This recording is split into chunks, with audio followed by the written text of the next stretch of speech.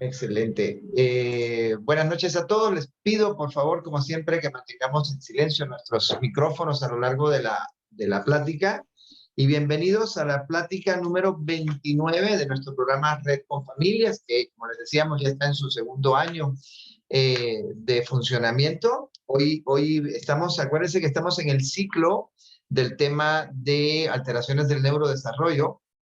Y justamente en ese ciclo empezamos por una plática número 1, donde trabajamos con el tema de los trastornos del espectro del autismo, y luego tuvimos una segunda plática donde estuvo como invitado el doctor Ricardo Sevilla y trabajamos justamente sobre el trastorno por déficit de atención desde la perspectiva neurobiológica y desde la perspectiva del abordaje también biomédico.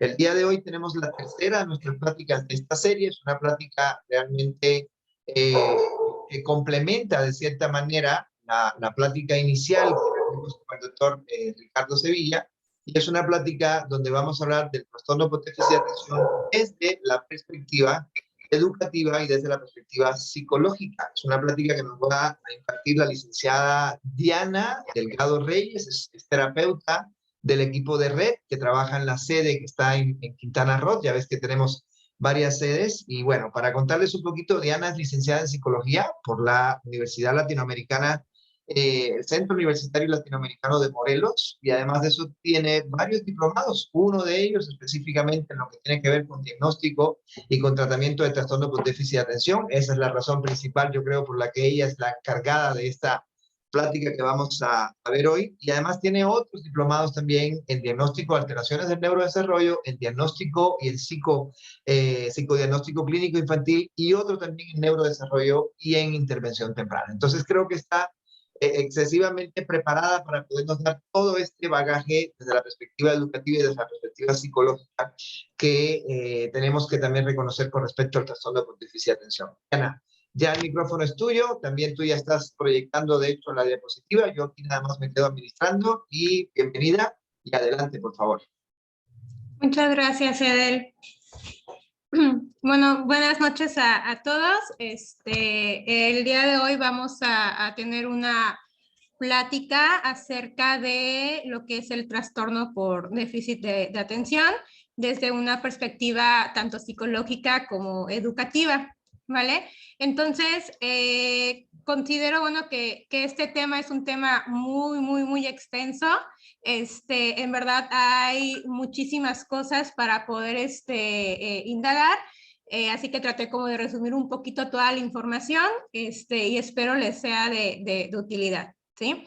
Entonces, los temas que vamos a estar abordando el día de hoy va a ser un poco acerca de lo que es la historia.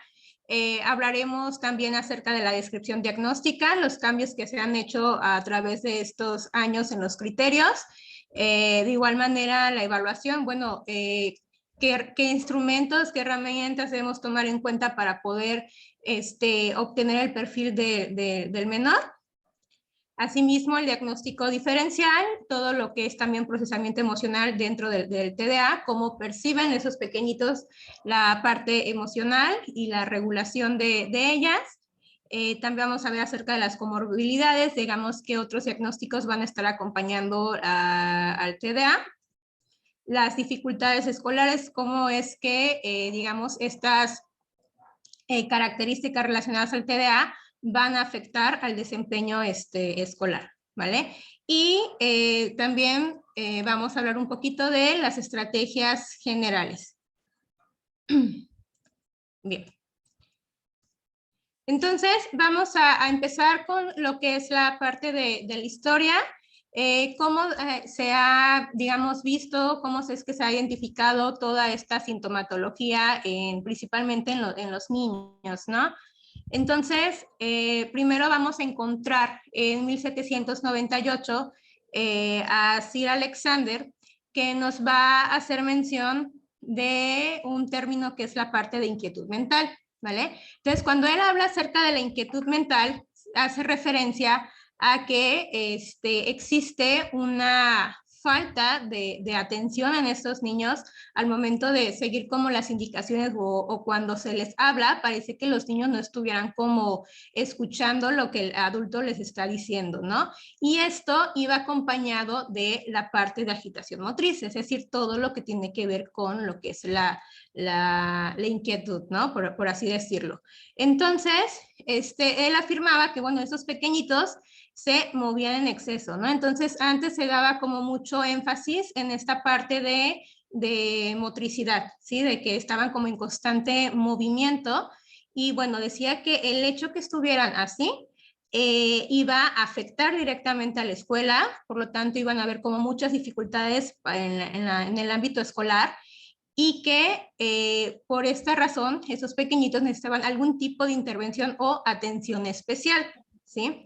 Algo también que mencionaba él es que estos síntomas o estas características, en el momento que ellos fueran creciendo, que ya se fueran convirtiendo, digamos, en adultos, estos síntomas desaparecen, ¿sí? Es algo como muy curioso que mencionaba él, ¿sí? Es decir, la parte de inatención o de hiperactividad desaparecía una vez que llegaba la edad adulta, ¿sí? En la actualidad, bueno, ya se sabe que eso no es del todo cierto, ¿vale? Posteriormente, Hosman crea unos libros, unas ilustraciones muy curiosas donde se habla de un niño que se llama Felipe, ¿sí? Entonces, el título que le pone a estas ilustraciones es Felipe el Inquieto. Y algo muy curioso aquí es que al momento de que escribe a Felipe, pues describe a un niño con las características del TDA, ¿sí? En el momento que empieza a hablarnos acerca de permítame tantito. Ajá, en el momento que nos empieza a hablar acerca de este pequeñito, bueno, nos dice que es un niño que empieza a actuar como gusano, ¿no? Que en el momento de que está sentado en una silla, no deja de retorcerse, ¿no? No puede estar quieto en su propio lugar y siempre está en constante movimiento, ¿no? Y por más que el papá lo regaña, le llama la atención para que el niño se quede quieto, sigue con estos movimientos, ¿no? También nos describe a un niño que cuando intenta estar sentado se empieza a doblar, se tira al piso, se empieza a mecer, se ríe, cuando en ocasiones son situaciones inapropiadas, comienza a reírse, ¿no?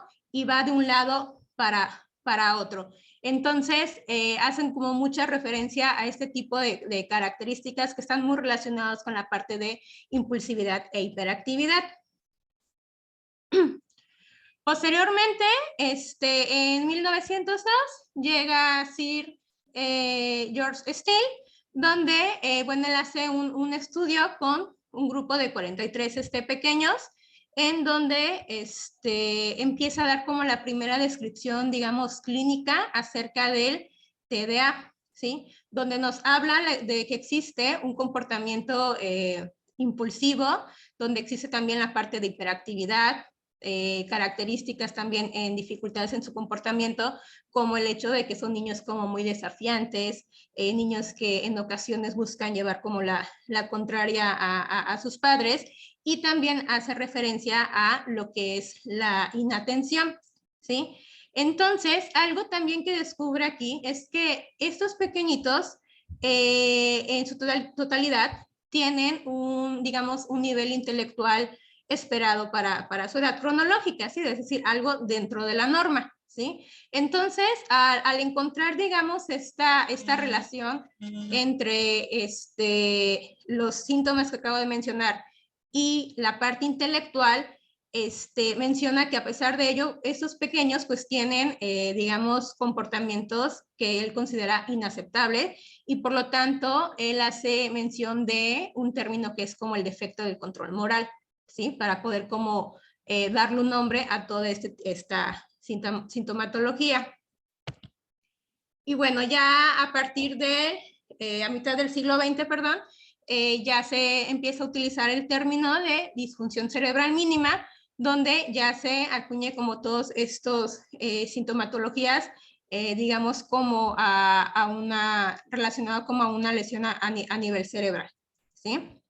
Y en las décadas de los 70, la parte de inatención ya se considera también como un síntoma también importante, ¿no? A tomar en cuenta, porque como vemos aquí, se le llega a dar como mayor énfasis a todo lo que tiene que ver con la agitación motriz, todo lo que tiene que ver con impulsividad, con el hecho de que el niño constantemente está en movimiento, cuando no tendría que estarlo. Entonces aquí ya se le da como mayor énfasis a lo que es la parte de inatención, ¿sí? Y en 1980 ya pasa a tener el nombre de TDA, ¿sí? Es decir, el trastorno por déficit de atención, el cual también ya lo vamos a ir viendo que va a modificarse, ¿no? Conforme van apareciendo los manuales, ¿sí? Bueno, dentro de la parte psiquiátrica y diagnóstica, vemos también la aparición de los manuales del DSM, ¿sí?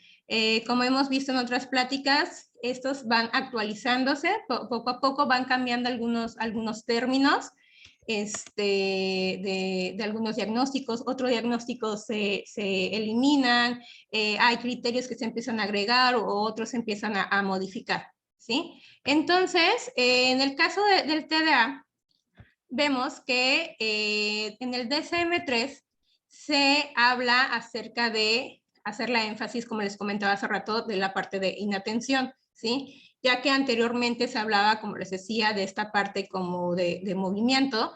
Entonces aquí ya se empieza a hablar de que existe esta parte donde el pequeño tiene dificultades para poder mantener la atención, ¿sí? Y otro punto muy importante es que también se habla mucho de la edad de inicio o de aparición, que es durante la infancia, ¿no? Conforme se va avanzando, en el DSM-4 ya se introduce otros términos como la parte de subtipos y se llega también a categorizar, digamos, como la parte de impulsividad, la parte de inatención y lo que es hiperactividad, ¿sí? Y ya pasando al DSM-5, digamos, las modificaciones que hubo aquí es que uno de ellos fue la edad de aparición, ¿no? Anteriormente decíamos que, bueno, era antes de los 7 años, ¿no? Ya aquí en el DSM-5 nos hace énfasis de que puede aparecer antes de los 12 años, y ese es como de los principales cambios que se realizaron aquí. Y esto también nos ayuda a crear una posibilidad para realizar también un diagnóstico en lo que es la edad adulta, ¿vale? Y otro de los cambios que se hicieron es que anteriormente no estaban como tal los trastornos de neurodesarrollo. Entonces, en este DSM-5 ya aparece esa nueva clasificación de los de trastorno de neurodesarrollo y aquí entra lo que ya es el TDA, entre otros diagnósticos que ahorita también vamos a abordar. Bueno, entonces, cuando nosotros hablamos de TDA, es muy importante tomar en cuenta de que existe una triada, ¿sí? Existe la parte de lo que es la inatención, lo que es la hiperactividad, es decir, este constante movimiento de los niños, lo que es las manos, pies, la necesidad de estar agarrando cosas, y lo que es impulsividad, sí, que de repente no llegan a controlar, digamos, como algún tipo de comportamiento, no lo llegan a regular, y a veces actúan sin ver como las consecuencias que este comportamiento pudiera traer, ¿vale? Entonces, para poder identificar ese diagnóstico de TDA, es muy importante que encontremos estos 3 puntos.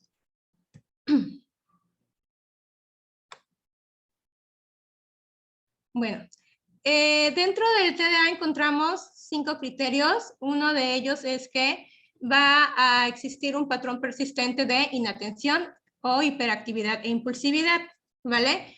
Cuando hablamos de lo que es inatención, podemos encontrar, por ejemplo, a pequeñitos que constantemente cometen algún tipo de errores en sus trabajos o tareas debido a descuidos, ¿sí? En ocasiones puede que se le dé como algún tipo de consigna o que estén copiando incluso algo del pizarrón, y por esta parte de inatención llegan a cometer algunos errores, ¿sí?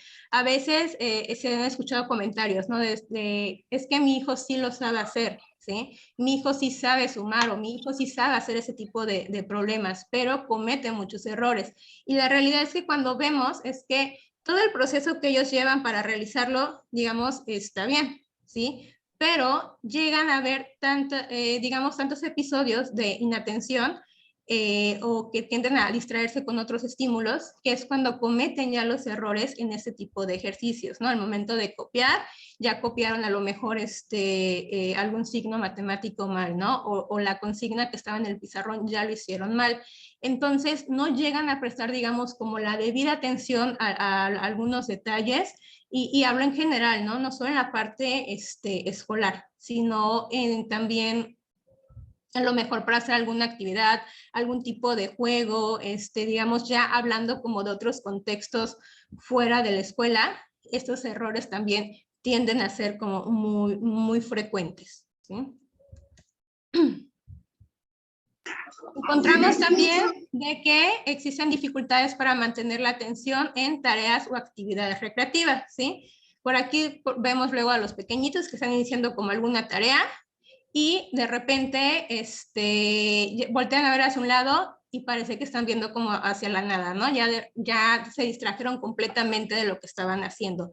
Entonces, esta parte de atención focalizada sí tienen como mucha dificultad para poder mantenerlo, ¿sí? Incluso es como súper común que al momento de que están hablando con nosotros, pueden estar, digamos, como teniendo un tópico de conversación y de repente pasen a otra conversación de la nada, ¿no? Y de repente otra vez a otra conversación, ¿sí? Entonces, eso es muy común por esa parte de que pues, no logran mantener la atención enfocada en una sola actividad, ¿sí? Lo mismo, pueden estar a lo mejor haciendo una tarea y al mismo tiempo quieren estar haciendo otro tipo de actividades, ¿vale?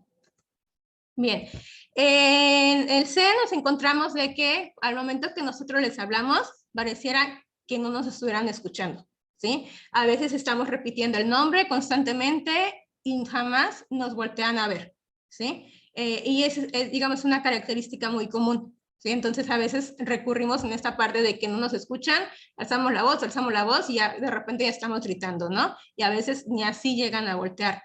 Y obviamente cuando este tipo de situaciones pasa, al momento de que yo le estoy dando la información, en ocasiones no la llegan a filtrar porque no nos están, digamos, observando y no están filtrando toda esta información, ¿sí? También algo muy común es que no siguen las instrucciones y no terminan las tareas escolares que tienden, ¿no? Es muy común de que de repente lleguen a casa con los trabajos de escuela donde no lo lograron terminar, ¿sí? A veces incluso este tipo de criterio les llega a generar como bastante ansiedad porque demoran un poco más para hacer alguna tarea, ¿sí? A veces las tareas que deberían tardar media hora, nos tardamos 1 o 2 horas porque no logra terminarla, ¿sí? Por lo mismo de que tiende como a distraerse bastante, no las termina, ¿sí? No llega, digamos, como a concluir alguna de las actividades, pero regular, constantemente están dejando todos sus trabajos, digamos, a la mitad. Otro punto es que tienen como bastante dificultad para organizar sus tareas y actividades, ¿sí? Entonces, podemos encontrar, si nosotros revisamos sus libretas, podemos encontrar que en ocasiones todos los apuntes que han tomado están revueltos, ¿no? De repente tenemos la libreta de matemáticas, pero encontramos apuntes de otras materias, ¿no? Que no están nada relacionado con lo que estamos, con el objetivo de esa libreta, ¿no? Lo mismo, su material, al momento de guardar las cosas en su mochila, no llegan a organizarlo de manera adecuada, lo que los lleva en ocasiones a otro criterio que vamos a ver aquí, que es perder constantemente el material, ¿no? Entonces, si nosotros les dejamos como algunas actividades o obligaciones o pendientes, incluso en casita, que tengan que estar a lo largo del día, y yo se los voy dando así como al azar o digamos, en lista, pero no se lo dejo de una manera estructurada, cuando lo tiene que hacer, no sabe por dónde empezar, ¿sí? Entonces, el tratar de organizarse le lleva bastante tiempo, ¿sí? Entonces, puede que inicie con una actividad y de repente ya esté iniciando otra y otra y otra y ninguna como tal ha concluido, ¿no? Entonces, sí hay bastante dificultad para que poder, digamos, organizar todas las actividades de la vida cotidiana, ¿sí? Esa es como una también de las principales razones por las cuales en ocasiones tienden como a olvidar algunos pendientes que tienen, ¿no? A pesar de ser como muy constantes. Y bueno, otro punto es de que les disgusta y se muestran como poco entusiastas al momento de iniciar algún tipo de actividad que requiera como de bastante atención sostenida o focalizada, porque esto realmente requiere como mucho esfuerzo a nivel mental, ¿no? Entonces, en el momento que ven como el cuaderno o el libro de clases o que tienen que iniciar una actividad de ese tipo, ya empiezan a manifestar como mucho disgusto, de repente vemos rabietas, de repente vemos gritos, llantos, o donde el niño ya se está quedando dormido, ¿sí? Entonces son conductas como muy comunes al momento de que van a empezar tareas, ¿no? O a empezar algún tipo de actividad. Incluso esto se vio bastante ahorita que estuvo todo esto de la pandemia y que las clases eran virtuales, sí era como de unos puntos como principales, ¿no? Que los niños estuvieron como, con ese diagnóstico estuvieron como padeciendo, el hecho de que para ellos era bastante cansado poder estar sentados frente a una computadora y poner la atención que se requiere en sus clases. Ok. Otra de las cosas es que pierden constantemente sus actividades, materiales, ¿sí? Todo lo que tienen, a lo mejor en su mochilita lo llegan a olvidar, ¿no? De repente llegan a casa, y resulta que el lápiz ya no lo tienen. ¿Dónde lo dejó? No saben. Y eso está muy relacionado, les digo, con la parte de organización, ¿sí? O sea, en el momento de que ellos sacan sus cosas, no lo hacen como de manera consciente, es como que nada más lo voy sacando a lo mejor de mi mochila el lápiz, el sacapuntas, el borrador, y ni siquiera me voy dando cuenta de todos los movimientos que voy haciendo, ¿sí? Entonces, esto va a hacer de que constantemente pierdan las cosas, ¿no? De repente salen y es como, es que ya perdí la mochila, o es que ya perdí mi zapato, ¿no? Entonces, es algo como muy común que tiendan a perder ese tipo de cosas, ¿no? Otro, y yo creo que ese es como de los más comunes, es que se distraen con facilidad con estímulos externos, ya sean visuales, ya sean auditivos o olfativos, ¿no? Digamos, cualquier tipo de estímulo es algo que los va a hacer que se distraigan, ¿no? Es muy común de que estemos haciendo tareas, algo que, o me pasa incluso en el consultorio, ¿no? De que estamos haciendo algún tipo de actividad y de repente se escucha que pasa alguien por afuera, ¿y quién es?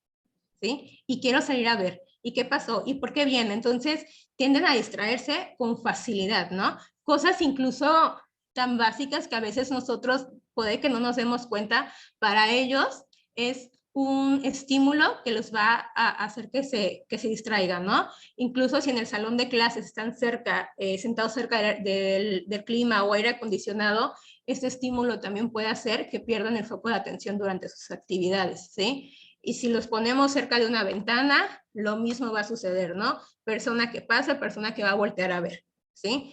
A veces, incluso cuando les damos me ha pasado que les damos como un lápiz para hacer la actividad y con el mismo lápiz ya se están distrayendo, ¿no? Y están viendo como algún tipo ¿cómo se dice? Están viendo algún tipo de detalle en el lápiz que a lo mejor nosotros jamás habíamos visto y esto ya fue suficiente para que el niño se distrajera y dejara de hacer la actividad, ¿no? Entonces, este punto es como muy común y es muy evidente en la mayoría de las personas que tienen este diagnóstico. Y esto es lo que les comentaba hace un momento acerca de las dificultades para recordar actividades cotidianas, ¿no? Es algo también como muy común escuchar a padres de familia que dicen, bueno, es que yo no entiendo por qué si es algo que hace todos los días, se lo olvida, y siempre le tengo que estar repitiendo lo que tiene que hacer. Sí, siempre le tengo que decir todos los días que se lave los dientes, todos los días le tengo que decir que guarde las cosas en su mochila, todos los días le tengo que decir que ordene sus zapatos, y de repente ya no sabe dónde los dejó, y siempre nos tardamos muchísimo para poder salir de la casa porque olvida hacer las cosas, ¿no? Entonces, esa es otra de las características, ¿sí? Frecuentemente tienden a olvidar todas las actividades, a pesar de que estas sean como cotidianas, algo que voy a hacer todos los días, y ya llevo meses y meses llevándolo como una rutina, tienden a olvidarlos muchas veces. Y más, repito, si nosotros se los damos como de manera como verbal, tienden a olvidar lo que van a hacer a lo largo de su día. Y bueno, esos fueron la parte de inatención. Ahora, cuando hablemos de hiperactividad e impulsividad, vamos a encontrar a pequeñitos como el que describían en el cuento de Felipe el Inquieto, a un niño que, por ejemplo, cuando esté en la silla, difícilmente se va a quedar sentado, ¿sí? Entonces el pequeñito lo que va a hacer es que sus manos las va a tener en movimiento, por lo regular están aplaudiendo o están golpeteando sus manos contra la mesa, con sus piernas, con sus pies, de repente ya sus manos están en la cabeza, en los pies, se está retorciendo constantemente en el asiento, de repente vemos que los pies ya los tiene arriba o ya los subió a la mesa, ¿sí? Entonces difícilmente se va a quedar quieto en la silla. Entonces este tipo de criterio, obviamente ya en un ámbito a nivel escolar, va a provocar que tenga bastantes dificultades para poder quedarse en su asiento, ¿sí? Mismos movimientos puede que incluso distraiga a sus otros compañeritos, ¿no? Entonces sí es una de las, también como de las observaciones que hacen muchas veces los profesores de estos alumnitos. Otro también es que hay algunas situaciones donde se espera que todos nosotros estemos sentados, ¿sí? O que tengamos que esperar, ¿sí? A lo mejor estamos en el autobús o estamos esperando en la sala para entrar al dentista o al doctor, ¿sí? Entonces, son situaciones donde se espera que nosotros esperemos sentados, ¿sí? En este caso, los pequeñitos difícilmente se van a quedar sentados, ¿sí? Constantemente se van a estar levantando, o sea, a pesar de la situación, incluso pueden ser situaciones como un poco más críticas, donde no llegan a visualizar eso a nivel social de que, bueno, aquí no puedo hacer ruido, aquí no puedo estar corriendo, ¿no? Entonces no llegan a visualizar todo esto, entonces lo que provoca es que el pequeño empieza a estar en constante movimiento, ¿sí? A pesar de que la situación requiera que esté sentado, va a estar en constante movimiento. Otro punto es que va a estar trepando también como en muebles, sillas, a lo mejor se sube como a árboles, o sea, difícilmente se va a poder quedar quieto, ¿sí? Entonces también va a estar, digamos, corriendo, lo cual en ocasiones puede poner como su integridad en riesgo porque no llegan a medir esta parte de peligro, ¿no? Que se pueden lastimar o que se pueden caer, entonces constantemente tienen como incluso como accidentes porque trepan de lugares que son en ocasiones hasta inseguros para ellos. Bueno, igual, otra de las características es que cuando se necesitan hacer actividades, donde necesitan estar sentados, necesitan estar como un poco más tranquilos, también difícilmente se van a poder quedar, digamos, como en su lugar, ¿no? Por lo regular, este tipo de actividades los aburren, no les agrada, y entonces lo que van a querer es como empezar a hacer otras cosas diferente a lo que nosotros le estamos dando, ¿no? A lo mejor vamos a hacer una actividad en la escuela, vamos a hacer un juego de mesa, y resulta que el niño ya está creando sus reglas, ya está creando sus normas, de tal manera que el niño ya está en constante movimiento, ¿sí? O quiere agregar, digamos, otras actividades que a lo mejor no tienen nada que ver con el objetivo que se está trabajando aquí, ¿sí? Entonces, todo lo que requiera, digamos, como de estar sentado, va a ser un gran reto para los pequeños. Y otro punto es de que con frecuencia pareciera que los está impulsando como un motor, ¿sí? Siempre necesitan estar como ocupados, necesitan estar como en constante movimiento. Incluso aquí una vez me dio ternura un pequeñito porque él me contaba, ¿no? Es que yo no sé qué hacer. Mi cabeza me dice, quédate quieto, no te muevas, ¿sí? Ya no muevas tu mano, ya no corras.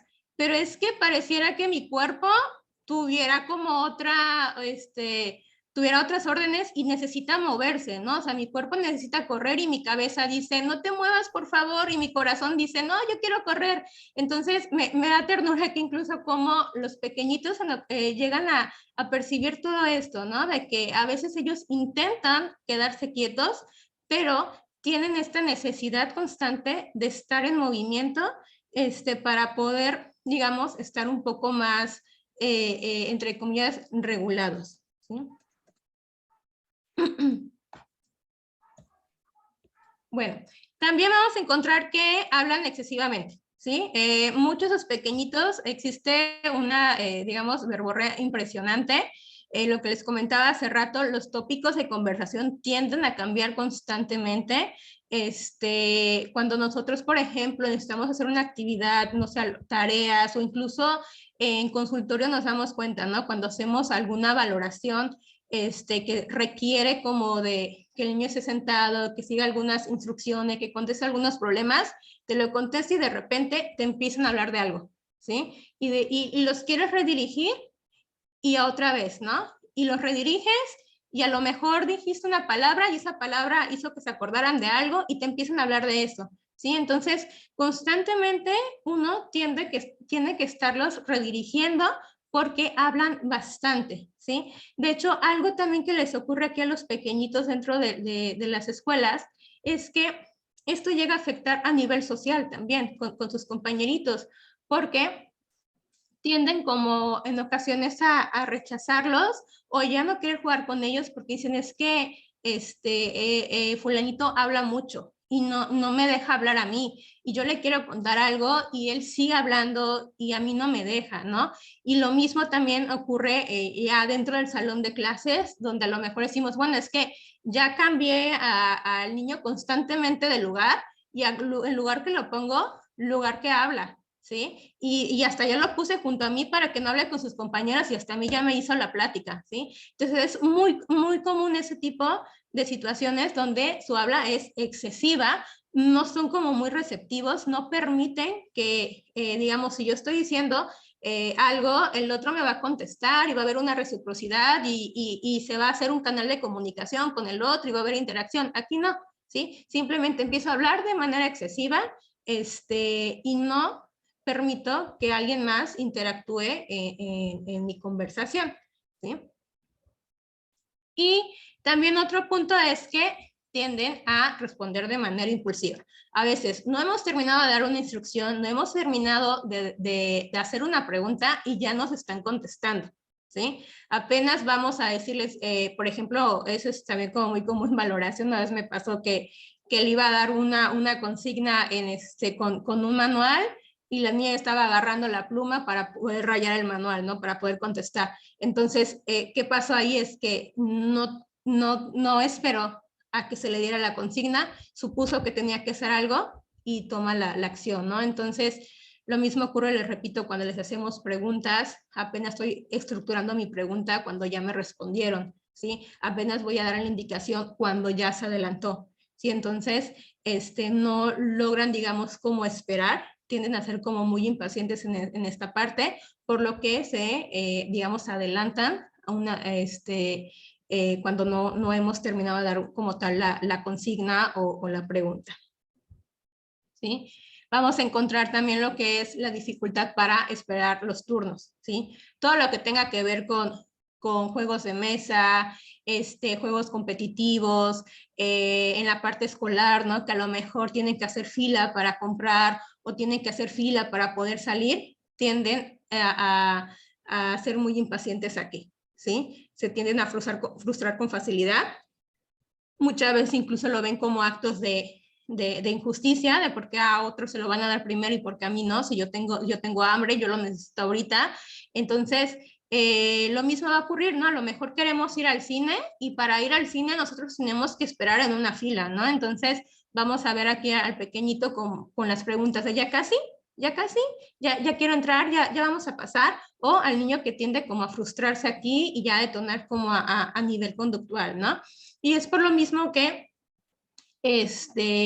tienden a tener dificultad para poder esperar turno, ¿no? Igual, a lo mejor le está hablando a la mamá y la mamá está ocupada, está a lo mejor haciendo una llamada o está trabajando, haciendo X cosa, no, digamos, tiene como esta capacidad para poder esperar a que la mamá termine, ¿sí? Sino que constante, digamos, de manera inmediata, necesita la atención para lo que está, digamos, solicitando en ese momento.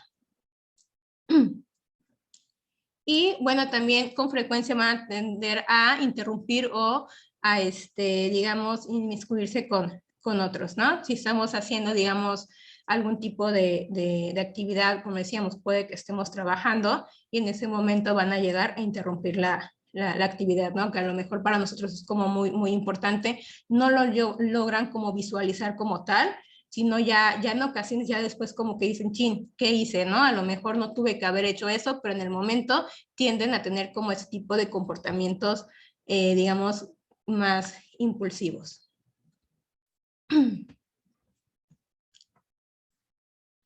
Y bueno, en el criterio B, como les comentaba hace un ratito, es que la parte de inatención, hiperactividad e impulsividad van a estar presentes antes de los 12 años, ¿sí? Los que les mencionaba hace un rato que antes era como de los 7, ¿no? Y ese es como uno de los cambios que se hace, que a partir del DSM-5, estos síntomas deben estar presentes antes de los 12 añitos.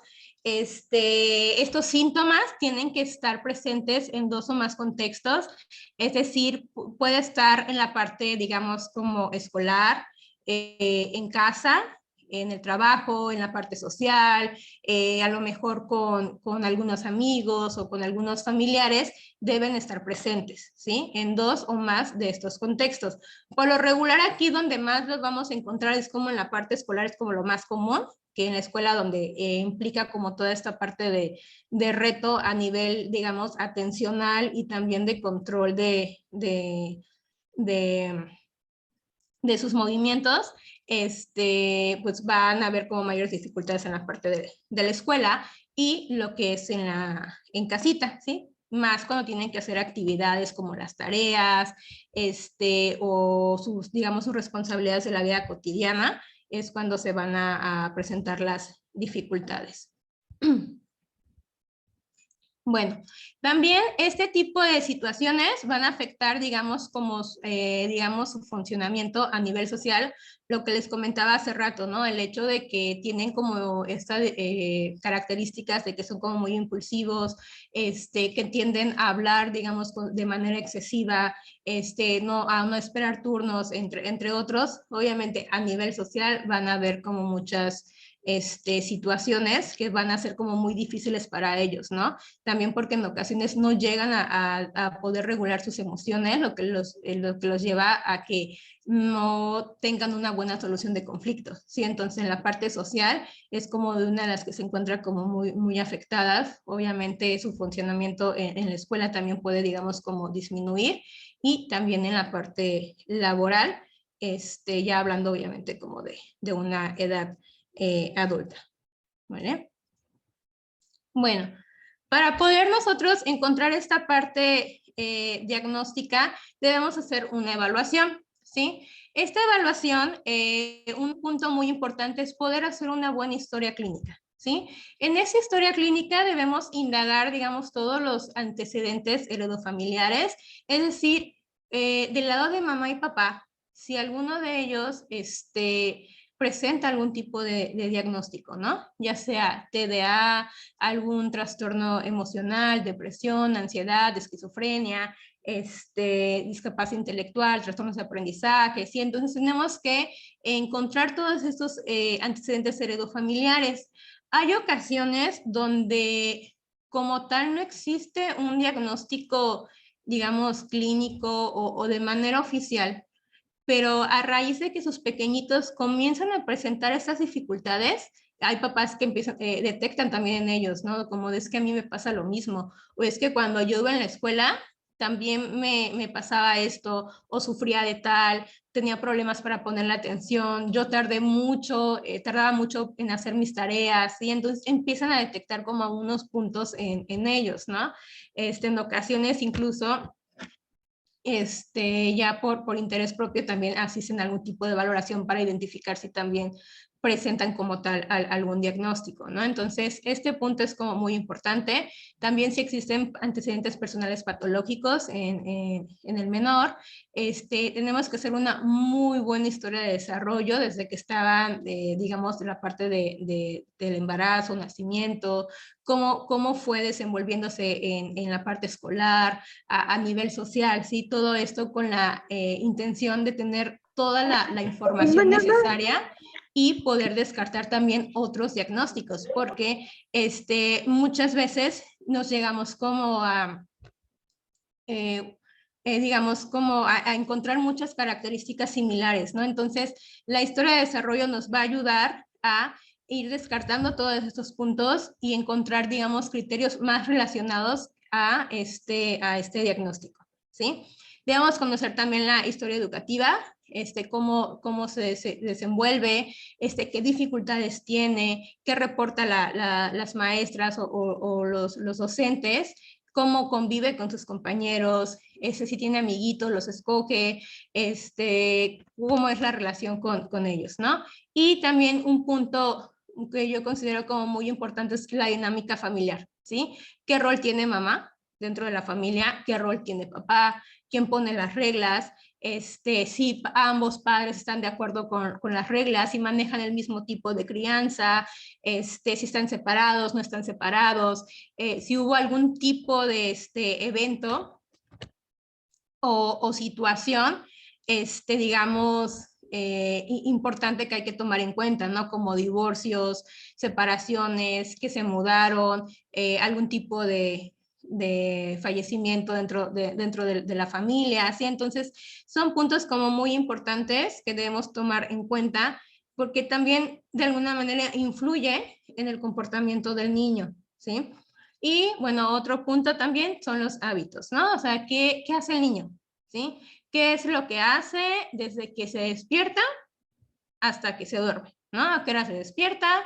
¿Qué hace después? Si necesita ayuda para hacer sus actividades, ¿quién le da esa ayuda? ¿A qué hora se duerme? ¿Sí? O sea, entonces debemos recabar como toda esta información que al final nos va a ayudar a que podamos encontrar, digamos, como una respuesta a todo esto, ¿no? Yo siempre he dicho que las evaluaciones psicológicas es como hacer una tesis, como hacer una investigación, porque hay un motivo de consulta, sí hay un motivo de consulta en el cual nos dicen, bueno, es que mi hijo se levanta constantemente o siempre está de malas, me responde muchos, cuando hace las tareas rompe sus cuadernos o rompe el lápiz, entonces siempre hay un motivo de consulta y el trabajo que tenemos que hacer nosotros los profesionales es, bueno, darle una respuesta a ese motivo de consulta. Entonces, la parte de la evaluación psicológica es algo como muy, muy, muy bonito, porque, repito, es como hacer una tesis, toda una investigación, donde vamos creando como hipótesis,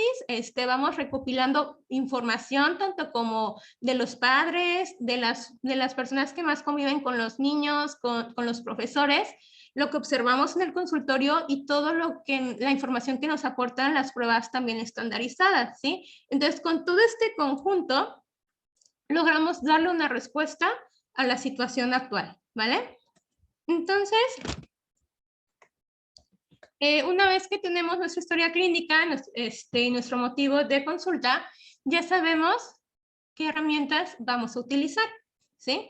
Entonces, una de las herramientas que utilizamos son las pruebas neuropsicológicas, ¿sí? Las pruebas neuropsicológicas nos van a dar un perfil, digamos, cognitivo, nos va a dar también información acerca de sus funciones ejecutivas, es decir, todo lo relacionado a lo que es atención, memoria, velocidad de procesamiento, razonamiento perceptual, entre otras. Entonces nos va a dar toda esta información y es súper padre porque todo nos los empieza como a desglosar por funciones o por habilidades, entonces ya sabemos qué hacer. ¿Sí? Ya sabemos en dónde están las dificultades que presenta el menor, cuáles son sus áreas de oportunidad, cuáles son sus fortalezas y qué tenemos que hacer ahora, ¿no? Entonces, encontramos pruebas como las escalas Wechsler. Las escalas Wechsler vamos a encontrar lo que es WIPSI, WIS y WISE. Estas escalas nos dan, digamos, un coeficiente intelectual. Entonces, aquí encontramos 3, están divididas más que nada por edades, ¿no? Lo que es la edad preescolar, la edad escolar y para lo que son, digamos, adolescentes, por así decirlo, y adultos, ¿no? Que es como más o menos de los 17 años en adelante, ¿no? Que es el WISE. Entonces, estas pruebas nos van a dar un coeficiente intelectual, ¿sí? Y nos ayuda incluso hasta la parte de diagnóstico diferencial. Ajá, entonces nos va a ayudar en esta parte diferencial porque un punto también muy importante que ahorita vamos a ver más adelante es el nivel de coeficiente, ¿no? De que si se encuentra por debajo de 70 ya se considera como un trastorno de desarrollo intelectual, entonces ya estamos hablando de otro diagnóstico, ¿sí? Entonces, les repito, estaban esas pruebas, está lo que es Banfe, ENI, Neuropsy, que ya nos van a dar, digamos, como más perfiles neuropsicológicos, los que le mencionaba hace un momento, que es toda esta parte de control inhibitorio, memoria, atención, ¿sí? Y con ello ya podemos determinar y conocer también digamos, un tratamiento, ¿no? O sea, cuál va a ser nuestro plan de trabajo, y qué áreas tenemos que ir, digamos, trabajando con los pequeños, adolescentes o incluso adultos, ¿no? Con algunas pruebas. También se van a hacer la aplicación de cuestionarios. Estos cuestionarios es muy importante, repito, que sea también tanto como para padres como para los pacientes, ¿sí? Las personas también que, digamos, conviven más con los niños, ¿sí? Entonces, esos cuestionarios se les van a dar a los profesores. Hay cuestionarios como la escala de evaluación de TDA 5, está el cuestionario de Vanderly, también está el cuestionario de Conner, son preguntas como muy, muy precisas, donde nos van a preguntar, ¿no? O sea, el niño frecuentemente se está moviendo de su silla, el niño habla de manera excesiva, el niño comete errores constantemente por inatención, ¿sí? Básicamente aquí vamos a encontrar todo lo que son los criterios del DSM-5, pero digamos ya dividido entre qué tan frecuente se encuentra ese tipo de características en el menor, ¿vale? Y bueno, también otra área muy, muy importante que no tenemos que olvidar es como la parte emocional, ¿sí? Esto, digamos, es como algo complementario, digamos, lo que nos va a ayudar más con el perfil del niño con TDA es la neuropsicológica, la historia clínica y el cuestionario, ¿sí? Sin embargo, para poder tener un perfil más completo y tener, digamos, más información, podemos agregar la parte emocional, ¿sí? Como les comentaba hace un momento, esos pequeñitos van a tener como muchas dificultades en la parte social, ¿sí? O sea, todo lo que es habilidades sociales, para poder regular sus emociones. Muchas veces en escuelas se les tiende como etiquetar o con sus compañeritos también ya tienen como apolitos, entonces esta parte emocional les llega a afectar bastante, ¿no? Entonces, hay pruebas estandarizadas como las escalas de Beck, que podemos encontrar como para adolescentes y para adultos, donde nos van a ayudar a descartar sintomatología relacionada con depresión o con ansiedad, ¿sí? Entonces son puntos también como muy importantes a tomar en cuenta. Hay otra escala de Rosenberg, que esta nos va a ayudar a evaluar lo que es la autoestima, ¿no? del niño. que digamos que también está su autoestima, si el niño se percibe con autoconcepto como un poco más deficiente, digamos, si le están afectando todas las críticas que está recibiendo por los comportamientos que tiene, o porque percibe que no está dando como todo su esfuerzo dentro del ámbito escolar, ¿vale? Entonces, encontramos estas pruebas. A mí me gusta usar también mucho las proyectivas. Las proyectivas son un conjunto de pruebas donde hay dibujos, hay cuentos que nos ayudan a conocer la percepción que tiene el niño en todo su contexto, ¿sí? Entonces, me gusta complementar, les digo, con estas pruebas. Es muy importante también que las pruebas proyectivas se usen con pruebas como estandarizadas, como para poder corroborar la información.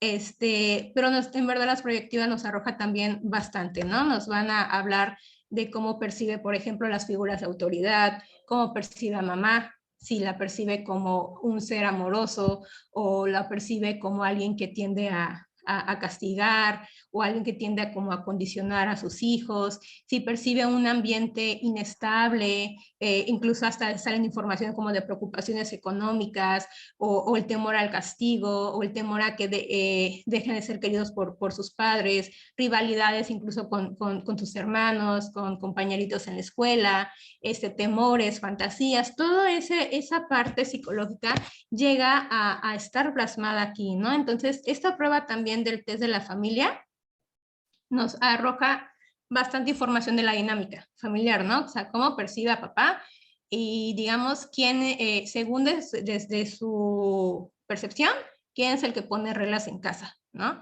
A veces es muy común en este tipo de pequeñitos que ellos se perciban como los que ponen las reglas en casa, ¿sí? Como ellos son los que tienden como a ordenar hacia sus papás y los papás tienden como a obedecer, ¿no? Entonces, nos va hablando un poco de la dinámica que hay dentro de casita, sus temores, como les comentaba, sus fantasías, deseos, y la verdad esto llega como a complementar, repito, esto no nos va a ayudar como al diagnóstico de TDA, pero nos complementa para conocer la parte, digamos, emocional del menor.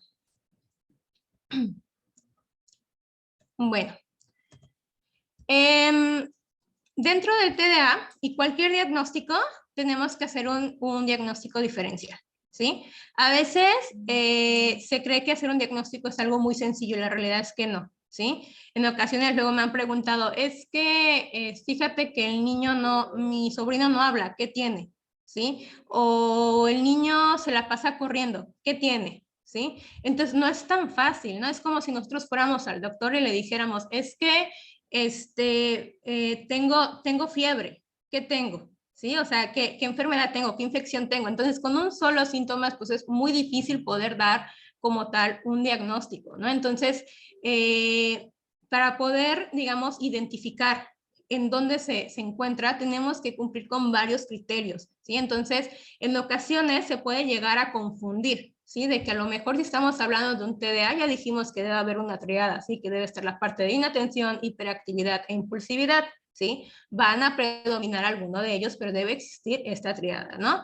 En otros diagnósticos puede que a lo mejor estén presentes la cuestión de hiperactividad, pero no van a estar presentes los demás criterios, ¿sí? Entonces aquí es donde entra ya esta parte de diagnóstico diferencial, ¿va? Entonces, lo quise dividir así, como tres rubros donde nos habla acerca de los trastornos, digamos, como conductuales, emocionales y de neurodesarrollo, ¿sí? Por ejemplo, en la parte de los trastornos conductuales vamos a encontrar a lo que es el trastorno de conducta y el trastorno negativista desafiante, ¿sí? Entonces, digamos, en la parte del trastorno de conducta encontramos a niños también que son como muy desafiantes. Les repito, en el TDA es algo como muy común de que tienden a ser como desafiantes, esta parte donde se muestran irritables, donde tienden digamos, como a no tener un buen manejo de las emociones. En los trastornos de conducta y negatividad desafiante tampoco los vamos a encontrar, ¿sí? Sin embargo, en el trastorno de conducta, un punto muy importante es que estas personas o niños presentan ya conductas a un nivel muy intenso, incluso hasta un nivel delictivo, ¿sí? Donde ya se está traspasando los derechos de los demás, ¿sí? ¿A qué me refiero con eso? Que vamos a encontrar conductas como robos, como a lo mejor provocar incendios en propiedades privadas, agredir a otras personas, agredir a animales con la intención de hacerles daño o agredir a personas, ¿no? Incluso puede agregar como el uso de algún tipo de instrumento o arma para poder dañar a otra persona. Entonces, ese tipo de características tienen que ver con el trastorno de conducta, ¿vale? Cuando estamos hablando de un trastorno negativista desafiante, vamos a encontrar a pequeñitos, como aquí le dice, que tienden a desafiar constantemente lo que sus papás le están diciendo, ¿no? O todo lo que represente una figura de autoridad, siempre van a encontrar un no, ¿sí? Tanto como vamos a encontrar al pasivo, que le decimos, haz esto y no nos va a hacer caso y no va a hacer nada, como al otro, que le decimos, haz esto y nos va a responder, ¿no? Entonces, aquí como tal, no vamos a encontrar características de inatención, ¿sí? O de hiperactividad, únicamente de esta cuestión que les digo, que tienden como a negar y a desafiar situaciones con personas que están relacionadas con figuras de autoridad, donde les repito, para poder hacer un proceso de diagnóstico, sí es algo como complejo, tenemos que hacer un análisis como muy cuidadoso y metódico para poder conocer como todo esto, ¿no? Saber si esta actividad motriz también es propia de la edad y si no es propia de la edad, bueno, ¿qué es lo que está sucediendo, no? Porque a veces también puede que lo confundamos con algo a nivel emocional, ¿sí? Niños, por ejemplo, con ansiedad, con depresión, pueden tener, digamos, como demasiada actividad motriz, sí que ya se considera como inapropiada o inadecuada, ¿no? Donde ya es algo, digamos, excesivo. Entonces debemos saber si efectivamente se está hablando de un trastorno de TDA o ya algo más a nivel emocional, ¿no? Por ejemplo, en el caso de ansiedad vamos a encontrar características, como les decía, de movimiento, donde a lo mejor los niños están constantemente mordiéndose las uñas, se están jalando el cabello, se llegan a comer incluso a veces el cabello, empiezan a jalonear la ropa, la empiezan a romper, pero tiene que ver más con una parte emocional, ¿sí? Lo mismo con la depresión. En la depresión, cuando se presenta en menores de edad, es muy común que se vea lo que se le conoce como la depresión enmascarada, que más adelante vamos a hablar un poquito de ello, donde hay bastante conductas de irritabilidad, ¿sí? Hay muchos berrinches, hay mucho como esta parte de desafiar a los adultos, pero realmente lo que está pasando es que están deprimidos, no saben cómo manifestarlo, simplemente tienen esa sensación de que algo está mal con ellos y se ve reflejado en la conducta, ¿sí?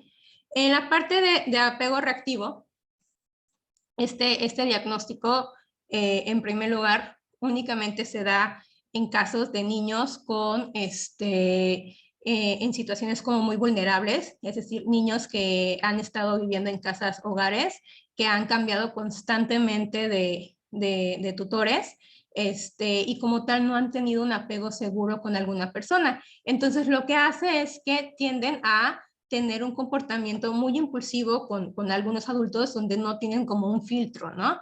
Con esas personas, ¿no? De repente llega un desconocido y el niño empieza a querer abrazarlo, a besarlo, a querer jugar con él cuando uno lo llega a conocer, ¿sí? Porque como tal, no ha conocido como tal un apego seguro, ¿sí? Entonces, esa es una de las características que vamos a encontrar aquí.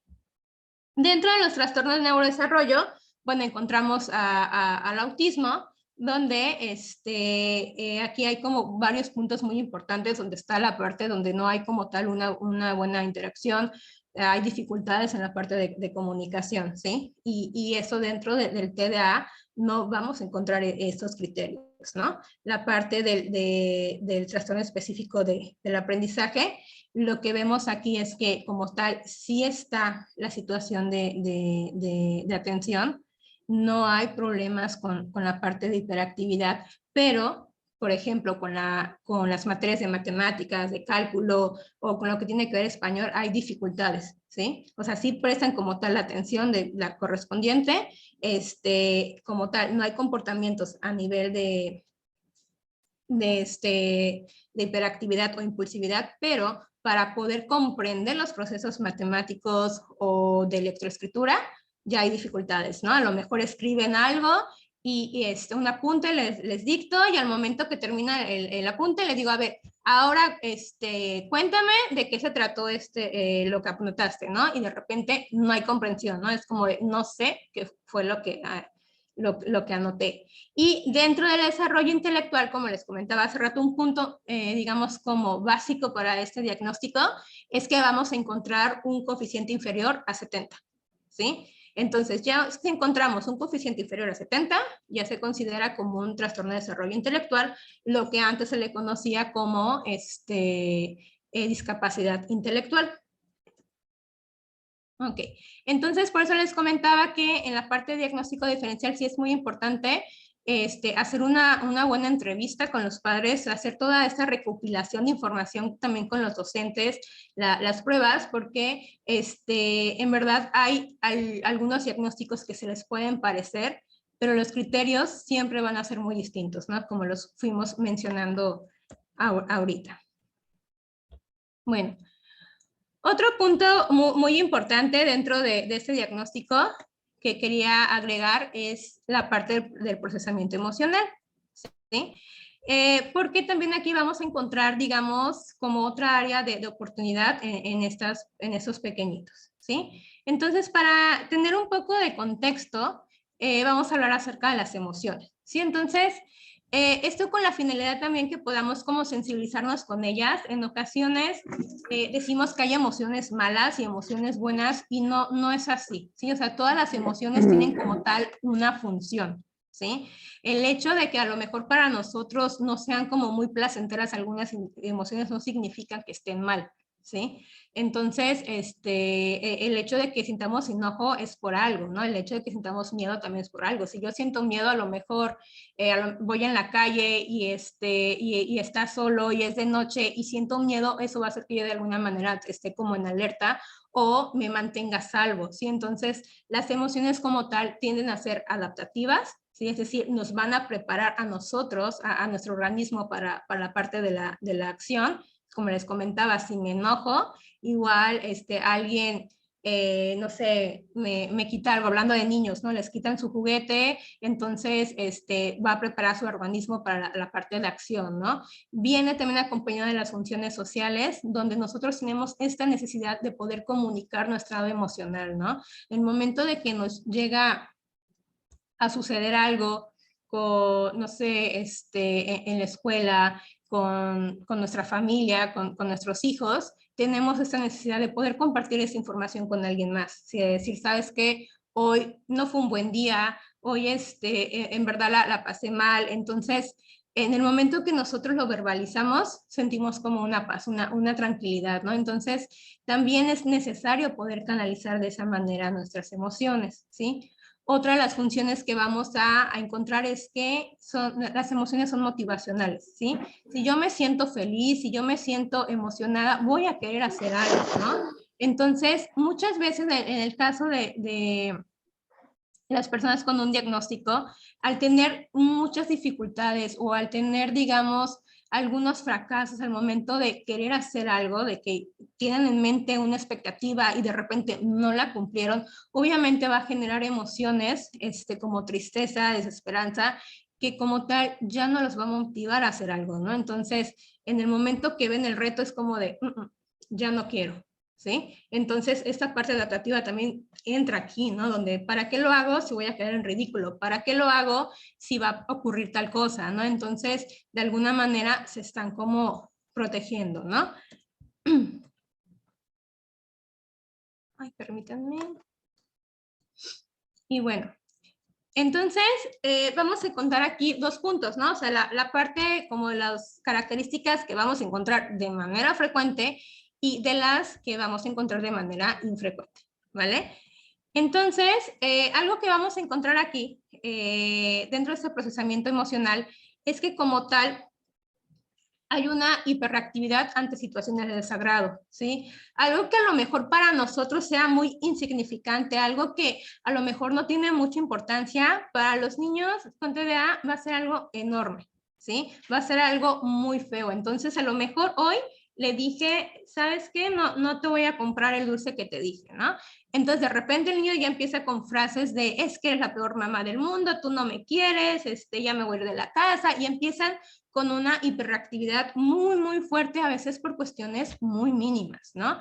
Entonces, digamos, ante ese tipo de situaciones, la parte de regulación emocional no va a estar presente en el niño, ¿sí? Lo que lo va a llevar a que tenga problemas de conducta, ¿sí? Entonces, aquí les cuesta bastante trabajo poder hacer como este reconocimiento emocional, ¿no? O sea, cómo me siento, por qué me siento enojado, qué es lo que está sucediendo. Muchas veces les da trabajo comprender también al otro, ¿no? De que a lo mejor el otro se enojó o el otro ya no quiere jugar conmigo porque sucedió esto. Entonces, les cuesta bastante trabajo como poder digerir ese tipo de emociones y poder también, digamos, como regularse para poder solucionar el conflicto. Si simplemente caen como en la hiperactividad y es como de aquí, ya no sé qué hacer, si ya no sé cómo solucionarlo, ya no sé qué opción dar para poder resolver esta situación, ¿sí? Y bueno, este tipo de situaciones a nivel emocional van a hacer que lo que es su autoestima y el autoconcepto se vean afectadas, ¿sí? Es decir, el cómo se perciben ellos. Si todos nosotros tenemos esta parte de autoconcepto y autoestima, ¿sí? Yo me voy a dar una valía, yo voy a darme, digamos, como un valor, ¿sí? Pero este autoconcepto y autoestima se va formando también con todo lo que estamos recibiendo a nuestro alrededor, con toda la información que nosotros vamos filtrando, ¿sí? Entonces, algo muy común es que estos pequeñitos y adultos también pueden presentar problemas a nivel emocional, ¿sí? Pueden presentar como síntomas depresivos, sentimientos, digamos, como de desconfianza, inseguridad o una baja autoestima. Entonces, el hecho de que se perciban, digamos, como a veces ineficientes o que son los malos del salón, o que son los dramáticos, o que son los niños problemáticos, pues van a causarle muchos problemas a nivel, digamos, conductual. ¿Sí? Entonces tienden a estar mucho como a la defensiva, es algo también que he visto bastante, donde están tan acostumbrados a recibir malas críticas que cuando vas a decir algo bueno de ellos, se empiezan a poner como hiperreactivos y empiezan a incluso a llorar, ¿no? Me ha pasado eso, donde a veces quiero hablar con la mamá para decir, ¿sabes qué? Hoy nos fue súper bien, hoy hicimos esto, tal, y el niño empieza con muchísima ansiedad a llorar y a gritar, porque piensan que van a ser acusados, ¿no? Tan acostumbrados están a ese tipo de dinámica, que han sido como exhibidos muchas veces, que para ellos es algo como muy extraño cuando vas a decir algo bueno de ellos, ¿no? Entonces, esto hace que tengan como conductas disruptivas, constantes berrinches, rabietas, irritabilidad, y obviamente esto va a afectar a su rendimiento escolar, ¿sí? Lo que les comentaba hace rato, ¿no? De, ¿para qué lo hago si me va a salir mal? ¿Sí? ¿Para qué lo intento si se van a burlar de mí? ¿Sí? ¿Para qué tengo iniciativas si siempre va a haber un error? ¿Okay? Entonces, todo lo que es rendimiento escolar se ve afectado, ¿sí? De igual forma, lo que son las relaciones sociales, porque en ocasiones, como les comentaba hace un momento, los niños tienden a ser como etiquetados de tal manera que ya no logran tener una buena interacción con sus compañeros, ¿no? Y no tanto porque no quieran, simplemente ya no saben cómo hacerlo y se perciben incluso como distintos, ¿no? Se perciben como diferentes e incluso hasta a veces como les preguntas qué sucede y es que no quieren jugar conmigo porque dicen que yo soy muy destructivo, ¿sí? Pero es que no sé, o sea, no sé cómo hacerlo y no sé en qué momento llega a suceder, ¿no? Pero realmente llegan a percibir todo ese rechazo a nivel escolar y a nivel social. ¿Sí? Entonces, obviamente, ese tipo de situaciones puede generar problemas en la autoestima y también otro tipo de dificultades a nivel emocional, ¿sí? Entonces, ¿por qué esos pequeñitos presentan una baja autoestima en muchas ocasiones? Bueno, como les comentaba hace un momento, reciben información negativa acerca de sus comportamientos, a veces intentan hacer algo, están con toda la motivación para hacer algo y nos enfocamos como en la crítica, ¿sí? Entonces, no logramos ver, digamos, como el avance. Entonces, muchas veces están tan acostumbrados a ver esta conducta negativa que cuando existe un avance en ellos, no lo llegan a visualizar, ¿no? Entonces, tienen mucho temor a cometer como errores, porque constantemente están recibiendo regaños y críticas, ¿sí? De igual manera, situaciones como realizar actividades que le exigen, digamos, bastante atención y autocontrol y no lo logran, digamos, como controlar, les llega a afectar, ¿no? Lo que les comentaba hace rato del pequeñito que dice, bueno, es que mi cabeza dice, no te muevas, pero mi cuerpo se mueve y no, mi cuerpo no le hace caso a mi cabeza y no sé cómo hacerle para que mi cuerpo deje de moverse, ¿sí? Entonces, ese tipo de situaciones también crea como mucho conflicto en ello, ¿no? Porque es como, no logro entender, o sea, realmente quiero comportarme, ya no quiero tener problemas, ya no quiero que mi mamá me grite, ya no quiero que mis compañeros me rechacen, pero no sé cómo hacerlo, ¿sí? Y de igual manera, en ocasiones caemos como en el error de que, bueno, si no lo sabes hacer, ya no lo hagas, ¿sí? Entonces, disminuimos como las responsabilidades por el temor de que no las van a cumplir, ¿sí? Entonces, son situaciones que también las llegan a percibir. Entonces, es súper bonito incluso cuando les damos como actividades o responsabilidades, se llegan a emocionar bastante, ¿no? Porque es como de, wow, están confiando otra vez en mí, ¿sí? O sea, otra vez me están dando algún tipo de actividad y yo le ayudé a la maestra yo le ayudé a la psicóloga a hacer esto. Entonces realmente les llega a impactar bastante en esta parte de nivel de autoestima y emocional, ¿no? El sentirse parte de algo y el hecho de que lo estamos tomando en cuenta asignándole un rol, ¿sí? Bueno, entonces les comentaba, ese tipo de situaciones donde en ocasiones los pequeños son como, digamos, etiquetados, en ocasiones se les dan como constante castigos de que, ¿sabes qué? No vas a salir al receso o otra vez lo hiciste tú, entonces ocurre algo en el salón de clases y volteamos a ver al niño, ¿no? O incluso en casita, ¿no? Ocurre algo y volteamos a ver al niño qué fue lo que hizo, ¿no? Y a veces no investigamos y ya estamos como levantando como falsos acerca del niño. Entonces, ese tipo de contexto y de ambiente donde constantemente está una fuerte crítica al niño puede generar también, digamos, otro tipo de diagnósticos que van a acompañar al TDA, ¿sí? Entonces, uno de los más comunes es lo que es el trastorno de ansiedad que mencionábamos hace un momento. Entonces, un 25% de niños y adolescentes con TDA puede presentar trastornos relacionados a la ansiedad, ¿sí?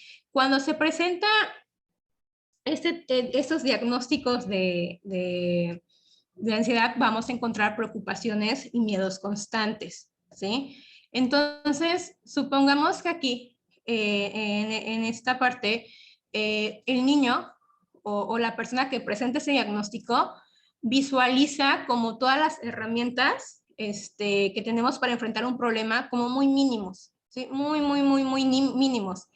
Y la amenaza que está frente a nosotros está enorme. Entonces, como es muy grande, yo me siento incapaz para poder hacer frente a esa amenaza, ¿sí? Lo que me va a provocar a mí constante miedo y preocupación, ¿sí? Me puede generar preocupaciones en la parte de rendimiento escolar, en la parte de imagen corporal, el hecho de mi bienestar o separación con mis seres queridos. Si yo me estoy portando mal, mi mamá me va a dejar de querer, ¿sí? Y si en ese momento a lo mejor los papás se separaron y aparte está pasando toda esta parte del diagnóstico, es como de, bueno, mi papá ya se fue y ahora ¿quién sigue? Sigue mi mamá, me va a dejar.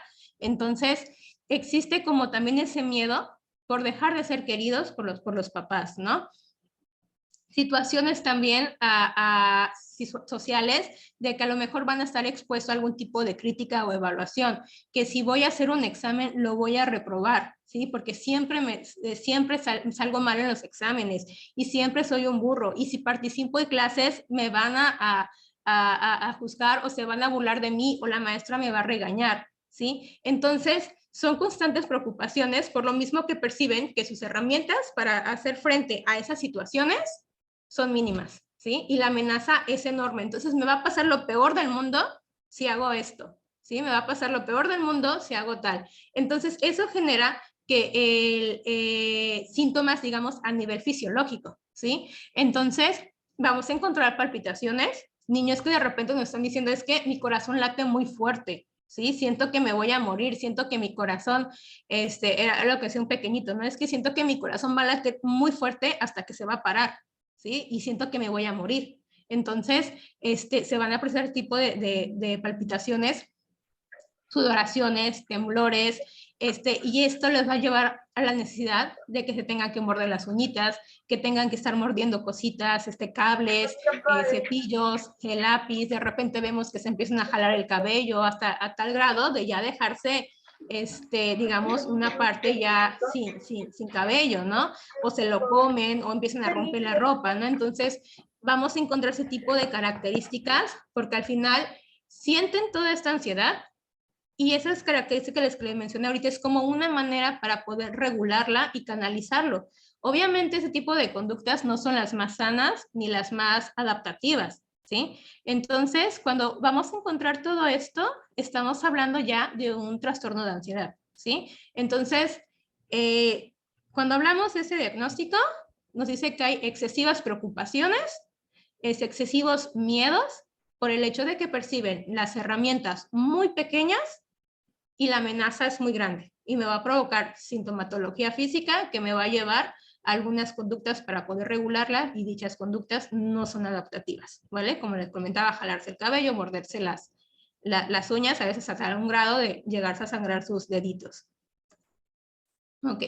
Otro de los diagnósticos es la depresión, ¿sí? Entonces, la depresión la vamos a encontrar entre un 20 y 30% en la población de niños y adolescentes con TDA, ¿sí? Muchas veces, como les mencionaba hace rato, en los menores de edad vamos a encontrar algo que se conoce como depresión enmascarada, ¿sí? Es decir, conductas que tienen que ver con irritabilidad, ¿sí? Conductas impulsivas, constantes rabietas, de repente el niño ya se enojó conmigo, ya me está gritando, ya me dijo que soy la peor mamá del mundo, ya se está peleando con el hermanito, pero muchas veces atrás de esto se encuentra la parte de depresión, ¿sí?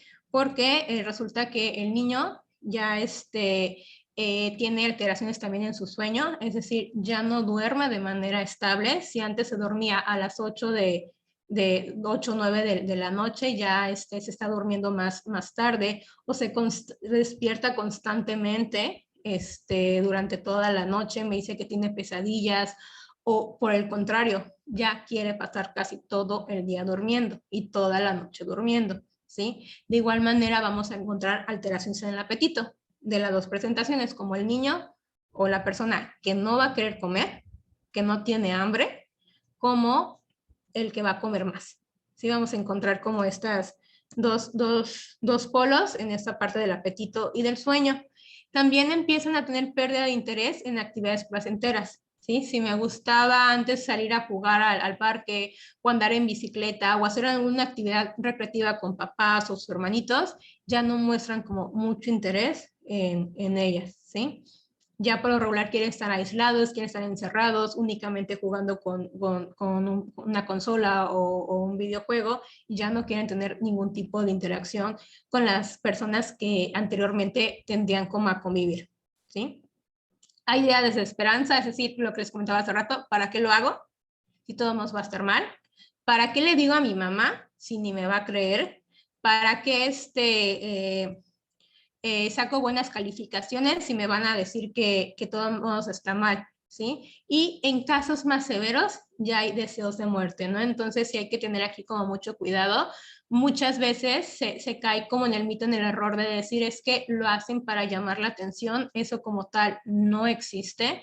Alguien que realmente ya, o sea, que tiene estos deseos de muerte es porque algo está sucediendo y sí hay que tener mucho cuidado, ¿no? Y más cuando ya existe una planeación de ideación suicida, ¿no? ¿A qué me refiero con eso? No es lo mismo decir quisiera estar muerto a decir quisiera estar muerto y lo voy a hacer de esta manera, ¿no?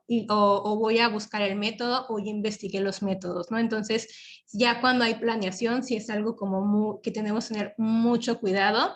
Tristemente, si nosotros vemos las estadísticas en nuestro país, los intentos o los suicidios como tal, van apareciéndose cada vez en edades más pequeñas, es decir, en menores de edad también. Entonces, es un punto muy importante que hay que tomar en cuenta.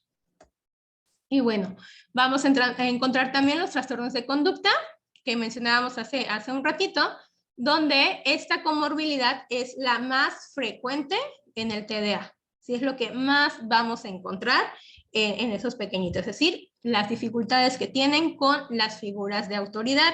¿Sí? Entonces vamos a encontrar rabietas, conductas desafiantes y hostiles, y aquí están como los dos principales que les mencionaba hace rato, ¿no? Donde el trastorno negativista desafiante, vamos a encontrar al niño que es como muy irritable, se va a enojar constantemente, va a tener conductas argumentativas. Si yo les digo, haz esto, ¿y por qué yo? Si yo lo hice antier, a ti te toca porque tú utilizaste los platos y tú los tienes que lavar. Entonces siempre nos va a buscar como un argumento para poder, digamos, llevar la contraria, ¿sí? Otra de las cosas es que para evitar los castigos van a culpar constantemente a otras personas por su mal comportamiento, ¿sí? Y los trastornos de conducta, como les mencionaba hace un ratito, ya tienen que ver más con cuestiones antisociales, más con aspectos donde ya hay destrucción a la propiedad, donde ya se agreda a personas con la intención de hacer daño, y animales también, o incumplimientos, digamos, graves de las normas, ¿no? Ya a un nivel muy extremo. Y bueno, este tipo de situaciones en los niños, vamos a encontrar que en la escuela van a tener como bastantes dificultades por toda la sintomatología que hemos estado mencionando ahorita, ¿sí? Entonces, uno de los puntos es que en el momento de hacer las actividades les va a llevar mucho más tiempo, ¿sí? Por lo mismo de que tienden a ser como muy desorganizados, tienden a entregar los trabajos de manera sucia, fuera de tiempo, son como muy inconstantes, en el momento de que se dan una explicación no ponen atención, las instrucciones no las llegan a seguir de manera completa, tenemos que ser como muy concisos con ellos, porque si le damos instrucciones complejas, nos van a hacer la mitad de las cosas, y que bueno, al momento de llevar las normas y reglas, muchas veces se les van a olvidar, ¿no? Entonces, eso tiene que ver con todos los criterios que hablábamos anteriormente, ¿vale? Entonces, ahorita que vimos todo esto, quisiera aquí como complementar con la parte de estrategias, ¿no? Con la parte de intervención. Aquí es muy importante que podamos hacer con un buen equipo de trabajo, tanto como los docentes, los profesionales, en casita también es muy importante que mamá y papá tengan una buena interacción con el niño, y que puedan regular también el comportamiento del menor, ¿no? Entonces, sí se necesita de una intervención, repito, muy digamos, adecuada para el menor, donde tomemos en cuenta todos los contextos para poder ayudarle, ¿no? Entonces, bueno, ya teniendo como identificado todos estos criterios y síntomas en los niños, viene la parte de, bueno, ¿qué es lo que puedo hacer, no? Yo como mamá, ¿cómo puedo ayudarlo? O si yo tengo a un niño dentro del salón de clases, ¿qué es lo que puedo hacer para apoyarlo, ¿no? O sea, si yo veo que se está moviendo constantemente, si veo que terminan las actividades fuera de tiempo, o está este tipo de conductas a nivel impulsivo, ¿cómo lo podemos ayudar? ¿Sí?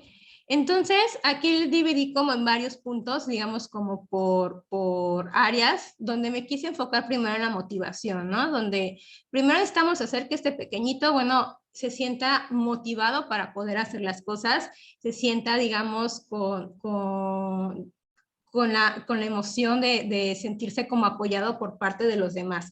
Recordemos que tienen muchas dificultades a nivel emocional, tienen dificultades en su autoestima, entonces necesitamos también tener que abordar esta parte para que los niños puedan mejorar su comportamiento, ¿sí? Uno de los puntos es que estamos como esta parte de comunicación asertiva, ¿sí? Es decir, nosotros como adultos tenemos que regularnos, ¿sí? Hay maneras de decir las cosas, ¿sí? Si los niños están, digamos, teniendo un comportamiento que es inadecuado, ¿de qué manera se lo voy a decir? Sí que el niño se sienta expuesto y que se sienta agresivo, ¿no? Entonces, podemos ayudarlo incluso a analizar, digamos, como todo el comportamiento que ha hecho y siempre también retroalimentando como todos los aspectos positivos, ¿sí? De los logros que ha tenido o de los cambios que se ven a nivel conductual, ¿sí? Evitar también todo tipo de acusaciones, de etiquetas, lo que les comentaba hace un momento, el hecho de que a veces el niño lo vemos como que ocurre un problema y rápido lo volteamos a ver a él, es como primero investigar, bueno, qué es lo que está sucediendo, investigar toda la parte de antecedentes para poder ayudarlo, ¿sí? Y ofrecerle como este grado de confianza también, es decir, que también puede hacer algunas cosas, ¿no? Que a lo mejor en ese momento puede que sea difícil, pero si lo apoyamos va a lograr su cometido, ¿sí? Para la parte de inatención, eh, podemos ayudarlo con apoyos visuales para el seguimiento de instrucciones, ¿sí? Es decir, a lo mejor hoy tiene una serie de actividades en todo el día, ¿sí? Entonces, si nosotros le ayudamos con imágenes como para hacerle su agendita, digamos, para él va a ser más fácil poder hacer las actividades, ¿sí? Recordemos que uno de los criterios es que tienden a olvidar las actividades a pesar de que estas son cotidianas, ¿sí? Entonces, en el momento que nosotros les ponemos a imágenes como muy significativas, los llegan a recordar, ¿no? Incluso los podemos hacer partícipes de ellos, ¿no? Si tenemos un pizarroncito, los tomamos en cuenta para que ellos puedan hacer como los dibujitos y puedan estructurar como todas las actividades. Entonces, esa parte donde nosotros lo involucramos en hacer, digamos, sus apoyos visuales es muy bonita porque ellos se sienten tomados realmente en cuenta, ¿no? Para poder hacer también actividades, necesitamos que esté en un área tranquila, ¿sí? En el caso de que esté en el salón de clases, es importante de que esté alejado de las ventanas, de las puertas, porque es muy fácil que ahí pueda ser como un foco de distracción, ¿sí? Hay muchos estímulos, entonces eso puede hacer que el niño pierda el foco de atención, ¿sí? Lo mismo que les comentaba, si el niño está sentado cerca de un aire acondicionado, aunque para nosotros parezca algo como que no sea como muy importante para el niño, incluso este ruido lo puede distraer, ¿no? Entonces es otro de los puntos importantes. Lo mismo cuando estamos en casita y vamos a hacer tarea, el área tiene que estar tranquila, libre de estímulos, no se recomienda, por ejemplo, que esté comiendo y haciendo tarea o tenga el televisor prendido y al mismo tiempo de que hace la tarea, también son otras situaciones que lo van a distraer constantemente, ¿sí? Debe haber una retroalimentación. Si le doy una consigna, me aseguro que el niño la haya entendido y que me la repita, ¿sí? Es decir, a lo mejor lo mandé a la cocina por X cosas, entonces al momento de que yo le doy la consigna le pido al menor qué fue lo que le pedí, ¿no? Entonces el niño ya va a dar como una retroalimentación aquí acerca de lo que le pedí. Las órdenes tienen que ser claras y sencillas. A veces, si para nosotros parecen como muy, muy básicas, para ellos pueden tener como un gran grado de complejidad, ¿sí? En caso de que nosotros tengamos, digamos, como consignas un poco más complejas, lo ideal es que nosotros podamos dividirlo por tareas o por pasos y darle una por una, ¿no? Incluso esta estrategia la podemos también utilizar para la parte de autoinstrucciones, ¿sí? Donde el niño pueda, en todas las actividades que hace, poder desglosar sus tareas en pasos, ¿sí? Y que él mismo se pueda dar como las instrucciones. Obviamente en un inicio van a ser con apoyo de un adulto, ¿sí? Pero esta en particular es como de mis estrategias favoritas, porque les repito, se hace como este hábito de que pueda como tal dividir todas las acciones en pasos sencillos y de esa manera pueda hacerlo con mayor éxito, ¿sí? Y bueno, siempre el área de trabajo del menor siempre tiene que estar ordenada, ¿sí? Tratar de que todos los cuadernos estén ahí como tirados o los lápices, sacapuntas, todos sus materiales siempre tienen que estar ordenados.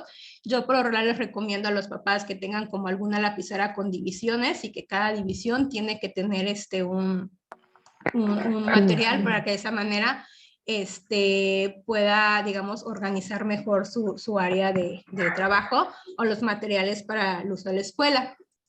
En el caso de la impulsividad, uno de los puntos aquí importantes es que tenemos que estimular al niño a esperar su turno correctamente, ¿no? Entonces, tenemos que ser también muy específicos con lo que esperamos del niño, ¿sí? Cosas como pórtate bien no nos va a funcionar mucho, ¿sí? Porque el pórtate bien puede ser muy subjetivo. Entonces, yo le digo pórtate bien al niño y quién sabe cómo lo procesa en su cabecita, que eso va a ser portarse bien. Entonces tenemos que ser muy específicos con lo que esperamos, ¿sí? Entonces, si yo quiero que el niño espere su turno correctamente, yo como adulto sirvo como modelo, ¿sí? Sirvo como modelo y le enseño qué es esperar el turno correctamente, que a lo mejor tengo que bajar el tono de voz o que a lo mejor tengo que alzar la mano o tengo que hacer algún tipo de acción para que alguien más me preste atención, ¿sí? Y en dado caso que no sea así, no voy a recibir la atención. Entonces tenemos que ser como muy claros y específicos cuando decimos pórtate bien o hazlo bien, ¿sí? Tenemos que dar la conducta como tal, de manera clara para que el niño la pueda procesar, ¿sí? Tenemos que también preparar al niño para actividades importantes, es decir, anticiparlo. ¿Qué se espera de él? ¿Qué va a suceder ahí? Que a lo mejor vamos a ir al doctor y tiene que esperar y que tiene que estar sentado y que va a pasar tal cosa, ¿no? O lo mismo también cuando hay cambios de actividades. Muchas veces cuando hacemos cambios de actividades no les gusta, ¿sí? Entonces lo mismo tenemos que ir anticipando de que después de esa actividad viene otra, ¿sí? Entonces también es como otra de las estrategias que se pueden utilizar aquí.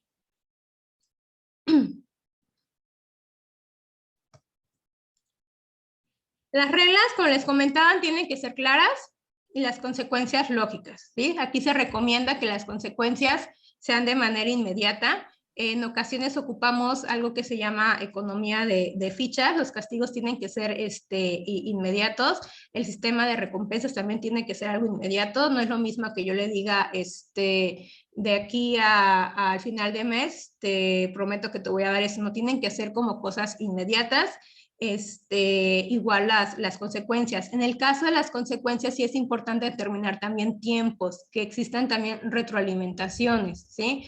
Es decir, si le retiro a lo mejor la consola porque no hizo la tarea, por dar un ejemplo, ¿cuánto tiempo te la voy a retirar? Sí, es muy importante que seamos como muy claros con las consecuencias y no tanto como hasta que yo te diga, te la voy a dar, ¿no? Porque llega a crear como mucha confusión ahí y como tal la consecuencia pierde el efecto, ¿no? Entonces sí es muy claro que nosotros demos como todo muy, muy claro de que se le va a retirar tanto tiempo y en el momento que se retire el castigo, una retroalimentación, ¿sí? Tú sabes por qué lo hice, tú sabes por qué sucedió y qué va a suceder si la conducta se repite, ¿no? Entonces sí es muy importante que exista este tipo de retroalimentaciones y no solo retiremos y ya que me recuerde, levanto el castigo, ¿sí? Porque en realidad pierde como tal el efecto, ¿sí? Otro de los puntos importantes es que nosotros tenemos que ayudarles al manejo de emociones, ¿sí? Debe existir esta parte de asertividad con el niño, esta parte de validación de emociones, el hecho de que digamos, ok, te entiendo que estés enojado, entiendo que te sientas así, pero no podemos hacer esto, ¿no? Pero cuando estemos enojados sí podemos, digamos, a lo mejor puedes ir a a retirarte un momento para que te sientas mejor, vaya a darle como opciones para que pueda canalizar sus emociones. Y bueno, en la parte de hiperactividad, aquí es muy importante también permitirle movimiento al niño, ¿sí?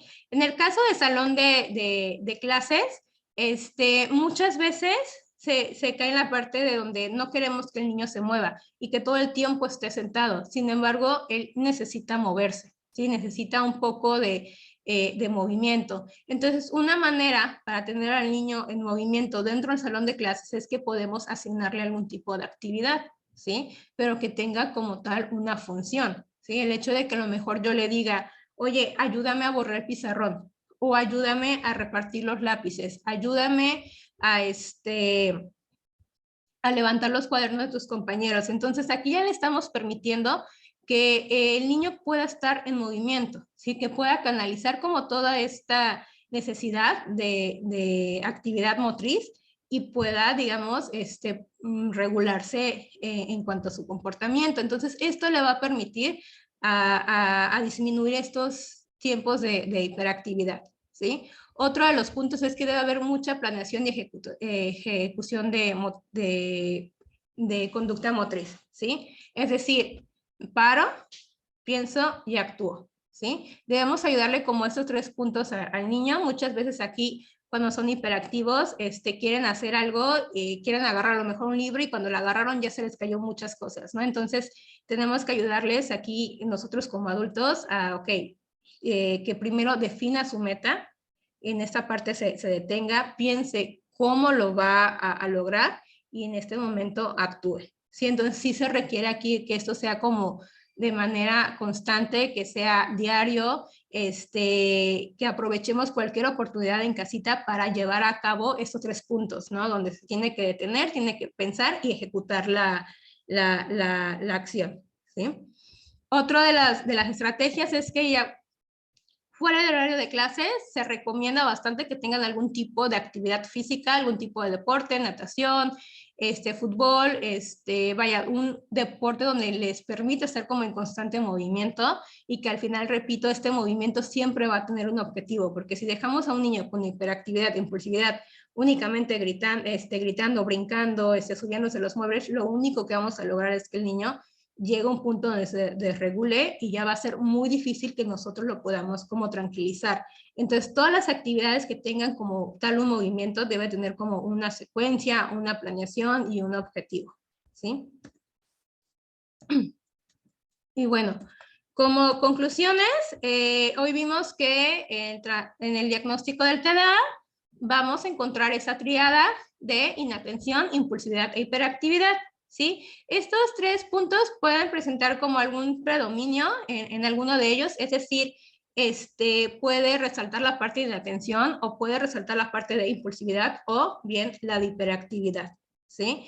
Es importante también tomar en cuenta que estamos una gran variedad de pruebas, es todo un conjunto para armar este perfil psicológico, como les comentaba hace rato, es una investigación en verdad muy a fondo, donde tenemos como una pregunta de investigación y tenemos que darle una respuesta o una conclusión a ello, ¿sí? Otro de los puntos importantes es que muchos de esos personas que presentan este diagnóstico van a tener dificultades para la parte de regulación emocional, lo cual puede ocasionar problemas a nivel ya conductual, ¿sí? Lo mismo existe comorbilidad con diversos diagnósticos a nivel emocional, como lo vimos la parte de depresión, la parte de ansiedad y trastornos de conducta, ¿vale?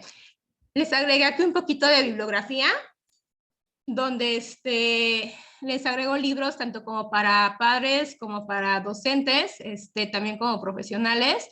La verdad les recomiendo todos ellos, son libros muy, muy bonitos. Uno de los que me gusta más para los docentes son este libro de trastornos por déficit de atención, porque nos van a dar como bastante estrategias, ¿no? En el salón de clases, cómo lo podemos ayudar al niño, igual con los papás, cómo en casita le puedo dar instrucciones, cómo le puedo dar indicaciones, cómo puedo organizar todo su ambiente de trabajo, para que podamos hacer la tarea de manera tranquila, ¿sí? Y también otro de mis libros que me encanta aquí es del programa de intervención educativa para niños, porque vienen una serie de ejercicios súper bonitos donde trabaja diversas funciones ejecutivas, ¿no? Trabaja todo lo que es atención focalizada, control inhibitorio, la parte de regulación también emocional, memoria de trabajo, incluso hasta agrega un poquito también de la parte de habilidades sociales. Siento que es una herramienta muy, muy, muy buena que les puede servir bastante, ¿no? Entonces, cada uno de ellos son libros que nos van a llenar de bastante información. También agregué uno por aquí, acá está el de TDA Guía de Afrontamiento, que habla ya en caso de personas con adultas con este diagnóstico, ¿no? Porque también algo que vemos en la actualidad es que se habla bastante del TDA en niños y adolescentes, pero ya en adultos no se menciona nada, ¿no? O sea, casi no hay información, e incluso para la intervención también encontramos como muy poco ahí, ¿no? Entonces también es un libro que va más enfocado a la edad adulta en ese diagnóstico y bueno, qué herramientas se les puede dar a estas personas. Y bueno, por mi parte es todo. Espero les haya gustado, que se hayan llevado una muy buena información. Como les decía hace un momento, el mundo del TDA es algo muy, muy, muy grande. Sería un tema de no acabar, porque en verdad vamos encontrando muchas, muchas, muchas características aquí, ¿no? Y muchos puntos muy importantes a mencionar. Entonces les agradezco. No sé si tengan algún tipo de duda. Excelente, Diana. Muchas gracias. De hecho, las dudas ahorita yo creo que también nos van a poder escribir dentro de los mismos grupos de comunicación que tenemos. También nos pueden mandar los mensajes de manera directa para poderlos revisar. La verdad es que aquí estoy leyendo los comentarios que te están poniendo y todos pues agradecidos y felicitándote también por la exposición, porque creo que sí nos deja como con mucha más claridad un poquito este complemento. O sea, la semana pasada hablamos con el doctor Sevilla justamente sobre la cuestión más biológica, lo que pasaba en el cerebro, pero no es lo mismo verlo desde la perspectiva interna que ver ahorita lo que pasa desde la cuestión de la conducta, ¿no?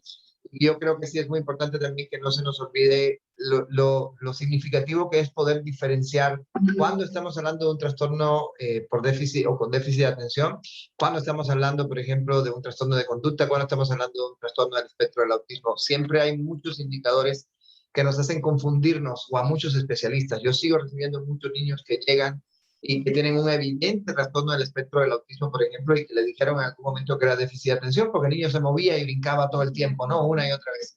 Y de pronto, como que hay muchos problemas todavía en esa parte de la comprensión específica y de poder diferenciar muy bien cuándo se trata de una cosa y cuándo se trata de la otra. Y creo que lo que hiciste hoy en esta hora con 45 minutos aproximadamente fue pues darnos un poco más de luz, ¿no? En todo este tema y evidentemente pues invitarlos a todos a que sigan aprendiendo sobre esto. Yo con tu permiso les voy a compartir en formato PDF la presentación que nos diste. Claro. Se las voy a mandar a los 3 grupos de WhatsApp que tenemos y obviamente el video que lo subiremos yo creo que el día de mañana probablemente ya lo podamos poner en la plataforma para que todos lo puedan recibir, ¿sale? Así que bueno, te reitero mi agradecimiento, te reitero también mi felicitación, igual que todos los demás que están escribiendo acá en el grupo. Tuviste más de 130 personas conectadas de manera simultánea en la plática. Y pues nada, a los demás, pues me despido, nos despedimos yo creo que todos, también Laura, el resto del equipo de Red que está por acá en la plática de hoy. Y los esperamos dentro de 2 semanas, porque dentro de 2 semanas vamos a hablar de discapacidad intelectual con la licenciada Laura. Entonces, creo que ese es un tema muy significativo también, porque esa es una de las cuestiones que muchas veces interactúa con otro tipo de alteraciones. Por ejemplo, el autismo puede estar relacionado con la discapacidad intelectual y otras condiciones que normalmente no revisamos, ¿no? De hecho, hablábamos justamente de cuánto han cambiado las estadísticas en todos esos diagnósticos, ¿sí? Les mando un saludo a todos, un abrazo a todos los participantes, a todo el equipo que ha estado con nosotros el día de hoy. Diana, otra vez, muchísimas gracias y probablemente tengamos que profundizar más en esto porque en la parte de tratamiento pudiste hablar realmente muy poco y creo que ahí todavía es donde más nos podemos realmente extender, ¿no? De una manera muy significativa. Entonces es muy probable que hagamos un rebote, ¿no?, de esta plática para poder ampliar un poquito más la información. Mando un saludo, descansen todos y nos vemos en 2 semanas para hablar de discapacidad intelectual. Hasta luego. Gracias. Adiós. Muchas gracias. Muchas gracias. Buenas noches, gracias. Hasta luego.